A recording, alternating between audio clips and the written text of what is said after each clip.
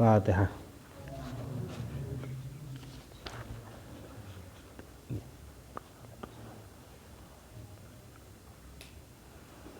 Bismillahirrahmanirrahim. Alhamdulillahirabbil alamin wassalatu wassalamu ala sayyidina Muhammadin wa ala alihi washabbihi ajmain. Qul subhanaka la ilma lana illa ma 'allamtana innaka antal alimul hakim. Qala Allah ta'ala rabbis shrah li sadri wa yassir li amri wa hlul 'uqdatam min lisani yafqahu qawli amma ba'd. Qala al-musannifu rahimahullahu ta'ala wa nafa'ana bihi wa bi'ilmihi fid dharain amin.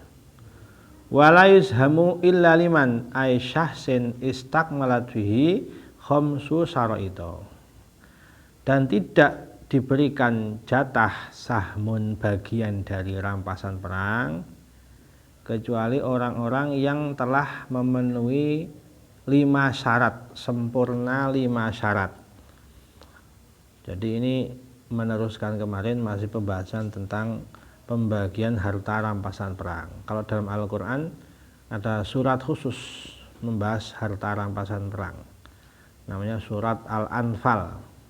Itu maknanya adalah surat rampasan perang. Maka Nabi mengatakan harta yang paling halal itu harta rampasan perang. Dulu di zaman Bani Israel harta rampasan perang tidak boleh dibagi, tapi ditaruh di satu tempat lapang, terus disambar kilat, diambil ke langit. Dulu zaman Bani Israel. Nah, di zaman Syar'uman qoblana seperti itu, khusus untuk umatnya Rasulullah SAW, ini diberikan kemudahan bahwa dihalalkan harta rampasan perang. Orang-orang yang berhak mendapatkan harta rampasan perang yang kemarin dibagi 4/5 dari semua harta itu adalah mereka-mereka yang memenuhi 5 syarat. Khamsu syara'ita al-islamu, pertama Islam. Kalau ada orang kafir ikut, kafir dhimmi misalnya, ya boleh ikut, tapi nanti dia tidak punya bagian utuh.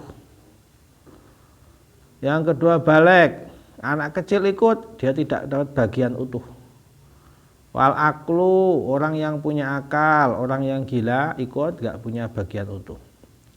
Wal khuriyatu, merdeka, budak ikut juga gak dapat bagian utuh, namanya rodh. Nah, rodh ini nanti terserah imam, tetap dikasih tapi tidak dapat bagian utuh. Wal dzukriyatu, dan laki-laki, Islam, baligh, berakal, merdeka, dan laki-laki. Fa ini talla syartun min dalika rudihalah. Kalau misalnya satu syarat saja enggak terpenuhi, baligh, berakal, huriyah, dzukuriyah tapi tidak Islam. Islam, akal, huriyah, dzukuriyah tapi tidak baligh. Islam, baligh, huriyah, dzukuriyah tapi tidak berakal. Islam, baligh, akal, dzukuriyah tapi tidak merdeka, dan seterusnya. Pokoknya satu syarat tidak terpenuhi, maka dia tidak dapat bagian utuh. Yang kemarin kalau naik kendaraan, naik kuda, naik unta itu 2 kali bagian, kalau yang jalan kaki 1 bagian. Lah yang tidak memenuhi syarat 5 ini tidak dapat bagian utuh sama sekali, hanya dapat dikasih rudihalah, dikasih, tapi persenan itu maksudnya bagian sedikit lah, enggak seperti bagian utuh mereka yang memang memenuhi syarat-syarat sebagai prajurit atau pasukan perang ini. Walam yushamlah, dia tidak dapat bagian sahmun seperti yang memenuhi 5 syarat ini. Nanti imam atau naibul imam atau pemimpin pasukan perang yang bagian membagi ini nanti beristihad, mereka dikasih berapa.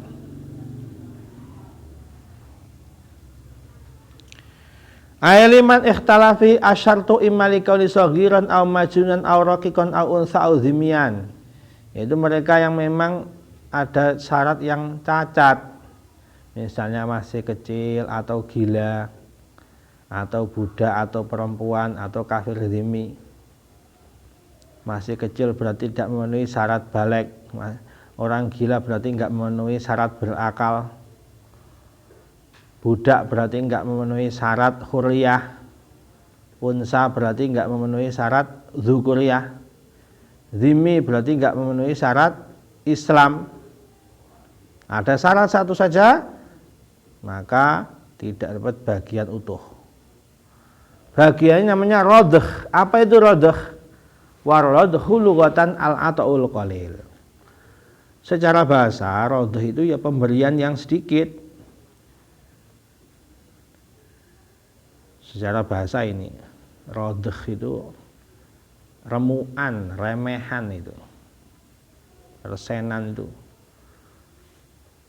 Bagian yang kecil dari satu benda yang utuh namanya rodh. Secara bahasa itu. Walaupun tidak diambilkan dari ghanimah.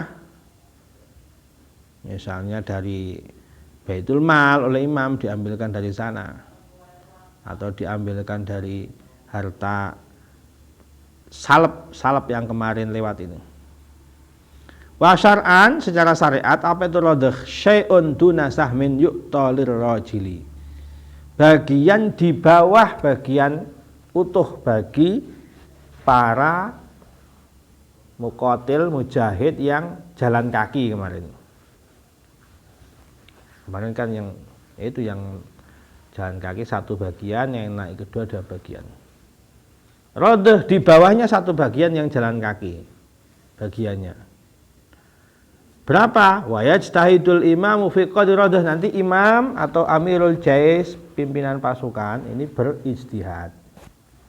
Ini pantasnya dikasih 100.000 misalnya, udah itu namanya rodh 100.000. Fayazidul muqatila ala ghairihi. Maka nanti mereka yang muqatil, yang berhasil membunuh musuh, imam boleh berijtihad. Walaupun dia anak kecil misalnya, ikut perang tapi dia gagah berani bisa membunuh lawan misalnya. Nah, ditambahi. Wal aksaru kitalan alal aqalli kitalan. Yang lebih banyak membunuh, lebih banyak bagiannya dibanding yang sedikit membunuh. Yang namanya perang kan tujuannya menghancurkan, melawan, mengalahkan, membunuh musuh itu. Perang seperti itu.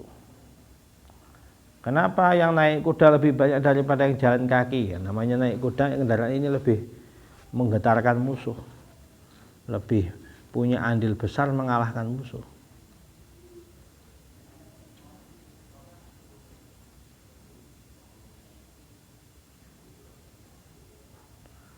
Misalnya perempuan ikut perang, seperti Sayyidah Nusaybah itu.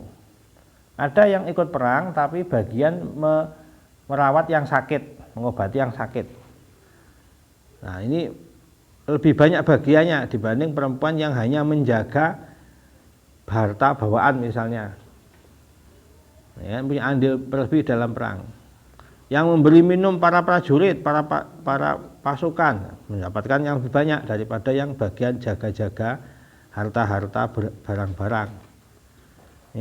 Jadi mana yang mempunyai naf'un manfaat yang besar untuk kemenangan atau untuk kekuatan, ini mendapatkan rodh yang lebih banyak. Tapi kalau ghanimah sama kemarin itu. Oh, ini membunuh, ini enggak membunuh, tidak ada bedanya.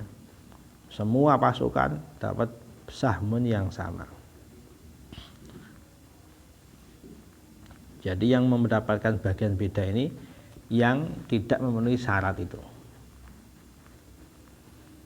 Wa mahalul rodhi al-ahmasul arba'ah fil adhari. Menurut kaul yang kuat, pendapat yang kuat dalam kaul azhar, rodh itu diambil dari mana?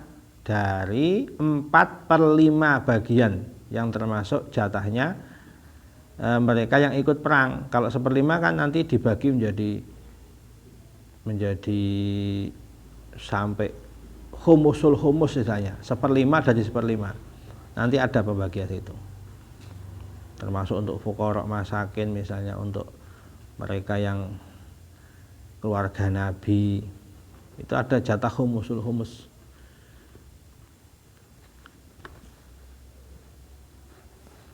Yang 4/5 ini untuk seluruh tentara yang ikut tempur, ikut berperang, andil dalam berperang. Nah, rodh ini diambilkan dari situ menurut pendapat yang kuat, 4/5-nya itu.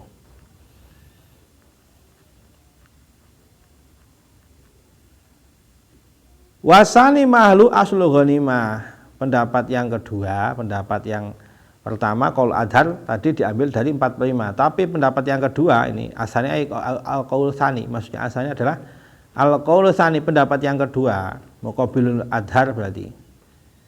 Yang mu'tamad itu yang ahar, yang tsani ini pendapat yang lemah. Muqabilul adhar. Ini diambilkan dari aslul ghanimah. Jadi sebelum dibagi 4/5 masih utuh. Ghanimahnya masih utuh. Ini pendapat yang kedua. Ini nanti setelah ini pembagian yang 1/5. Jadi misalnya begini, misalnya waktu perang Badar itu Nabi dapat harta misalnya perumpamaannya ini 5 miliar misalnya. Itu 4/5 namanya arba'atul ahmas, namanya 4 miliar. Yang 1 miliar 1/5-nya berarti itu yang setelah ini, pembahasan nanti setelah ini. Yang 4/5 ini untuk semua yang ikut andil dalam perang, yang naik kuda 2 kali lipat, yang jalan kaki. Wa yuqsamul khumusu al-baqi ba'dal ahmasil arba'ah. Wa alam.